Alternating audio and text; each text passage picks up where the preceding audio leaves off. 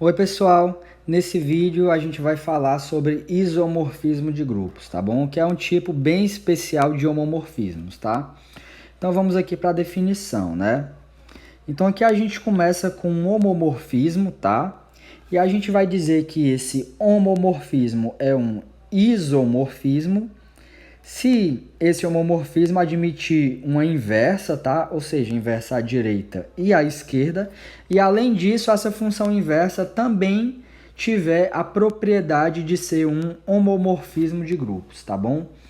O que que isso significa? Isso significa que sempre que você aplicar essa inversa, né, aí no produto, vamos chamar assim, de dois elementos de H, então ela vai separar aí as operações, né? Ou seja, vai ficar aqui a operação é estrela, né? Porque essa operação aqui é uma operação de G, enquanto essa operação aqui é uma operação de H, não é isso? Então é isso que essa inversa precisa satisfazer, né? Então, um homomorfismo vai ser um isomorfismo se admitir uma função inversa e essa função inversa também for um homomorfismo de grupos, tá?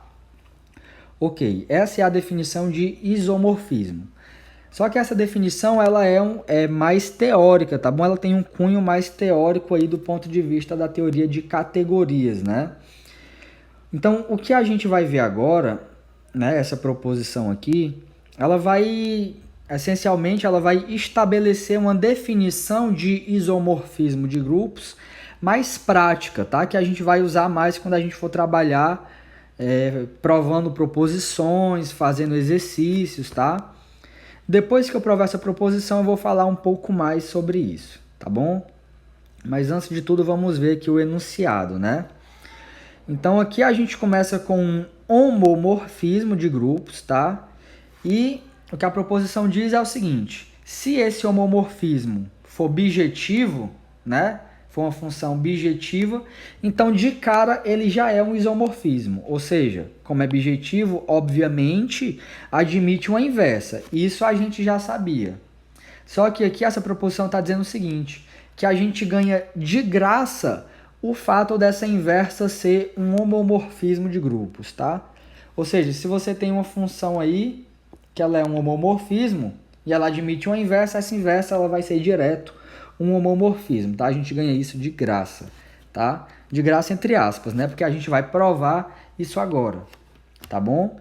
Então vamos lá. Vamos entender o que a gente tem que provar. A gente já sabe que essa f ela vai admitir uma inversa, né? Pois ela é uma função bijetiva, tá?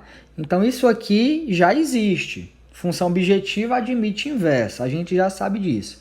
O que a gente vai provar é que essa inversa ela é um homomorfismo, ou seja, ela faz isso aqui, tá bom? Então, dados dois elementos de H, né? Pois a função inversa ela é de H para G, né? Trocando essa ordem aqui, tá? A gente vai provar que ela faz isso aqui com as operações, né? Lembrando que isso aqui é uma operação de H e isso aqui é uma operação de G, né? Beleza, então vamos lá. Para a gente provar isso aqui, a gente vai usar bastante o fato de que F é um homomorfismo, certo? E claro, a gente vai usar que é bijetivo, tá? Então vamos lá, a gente vai começar pegando dois elementos de H. E agora a gente vai usar a nossa hipótese, né? A gente tem que esse homomorfismo é uma função bijetiva. Então, como eu peguei dois elementos aqui no contradomínio de uma função bijetiva, eu sei que vão existir únicos dois elementos lá no domínio cujas imagens são iguais a H1 e H2, que foram os elementos que eu peguei no contradomínio, tá bom? A existência vem do fato de F ser sobrejetiva e essa unicidade vem do fato de F ser injetiva, tá bom? Ok, daí o que acontece? Né? A gente tem sempre que lembrar o que a gente está procurando, tá? Então a gente tem que arrumar um jeito de encontrar isso aqui. A gente sabe que F de G1 é H1 e a gente sabe que F de G2 é H2. O que isso significa? Isso significa que F a menos 1 de H2 é G2 e F a menos 1 de H1 é G1, já que esses G1 e G2 são únicos, né? Pois a função é injetiva. Então, a gente tem esses caras de forma única, certo? Beleza. O que a gente vai fazer agora, né? A gente vai começar a ir em busca desse rapaz aqui, né? Ou seja, a gente está com esse elemento aqui em H e a gente quer saber quem é o elemento de G que é enviado para esse cara através da função f. Ou seja, nós queremos saber quem é f a menos 1 de H1 operado com H2. Então, beleza. A gente sabe que f a menos 1 de H1 é G1 e f a menos 1 de H2 é G2. E a gente sabe que f é um homomorfismo. Então, a gente tem que usar isso, que é exatamente o que a gente fez aqui nessa frase. Tá bom? Aqui, o que acontece? A gente calcula, né, o f do produto entre G1 e G2, tá? Só que a gente sabe que f é um homomorfismo, então ele separa, né? Fica f de G1 operado com f de G2, mas a gente sabe que f de G1 é H1 e f de G2 é H2. Ou seja, eu sei que f de G1 operado com G2 é igual a H1 operado com H2. O que isso significa? Isso significa que o f a menos 1 desse rapaz é igual a esse rapaz aqui, certo? Isso segue do fato de que f é bijetiva, né? Só que quem é G1 operado com G2? G1 é f a menos 1 de H1 e G2 é f a menos 1 de H2, certo? Então aqui eu fui usando essas igualdades, né, que a gente obteve e fui manipulando de modo que eu encontrei exatamente o que eu queria. Eu encontrei que a inversa de f, ela separa as operações, né? Ó, eu provei que f a menos 1 de H1 operado com H2 é G1 operado com G2, né? Onde é que isso está provado? Está provado aqui, certo? Pois o f de G1 operado com G2 é H1 operado com H2, tá? Como f é bijetiva, então a gente tem que a imagem inversa disso aqui é esse único elemento aqui. E aí eu usei, né, a cara de G1 e a cara de G2, certo? E aí eu obtive exatamente o que a gente queria no começo, ou seja, eu consegui provar que a inversa de f é um homomorfismo de grupos. Isso conclui a demonstração da proposição, tá? Agora deixa eu falar um pouco mais sobre o significado, né, dessa proposição, tá?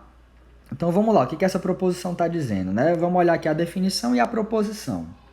Note que essa definição, ela de cara, já diz que o primeiro pré-requisito para um homomorfismo de grupos ser um isomorfismo é ele ser bijetivo. Porque uma função ela só pode admitir uma inversa se ela for bijetiva, tá bom? E aí depois ele ainda diz que essa inversa precisa ser um homomorfismo. O que a gente provou nessa proposição é que para qualquer homomorfismo, se ele tiver uma inversa, a gente não precisa se preocupar com isso aqui, porque isso aqui vai ser satisfeito automaticamente por conta dessa demonstração. Tá bom? Então, como eu havia comentado antes, essa definição aqui ela é um pouco teórica, né? Por que eu digo isso? Porque essa definição ela vem lá da abordagem de teoria de categorias, tá? Quando você tem um objeto e os seus morfismos, certo? Mas enfim, se você quiser saber mais sobre isso, recomendo que você dê uma pesquisada aí, tá? Mas essa proposição ela vai dar uma definição mais prática. E que definição é essa? É a seguinte definição. Um homomorfismo de grupos, ele é um isomorfismo se ele é bijetivo, tá bom? Então, sempre que você pensar em um isomorfismo, você vai pensar nisso. Homomorfismo bijetivo. Você não precisa ficar pensando em inversa e se essa inversa é um homomorfismo. Porque a gente já provou que se você tem um homomorfismo bijetivo, então ele vai ser um isomorfismo, ou seja, ele vai admitir uma inversa e essa inversa vai ser um homomorfismo, tá bom? Então, a partir de agora, você pode pensar em isomorfismo como homomorfismo bijetivo. E se você precisar, você usa essa abordagem. Você sabe que existe uma inversa e essa inversa vai ser um homomorfismo, tá bom? Então é isso que eu tinha para comentar, tá, gente? Se você gostou do vídeo aí, deixa o like, tá? Se você está estudando teoria dos números ou estruturas algébricas, então se inscreve aí no canal, que tem muito conteúdo interessante aí para você, tá? Muito obrigado pela sua atenção e até o nosso próximo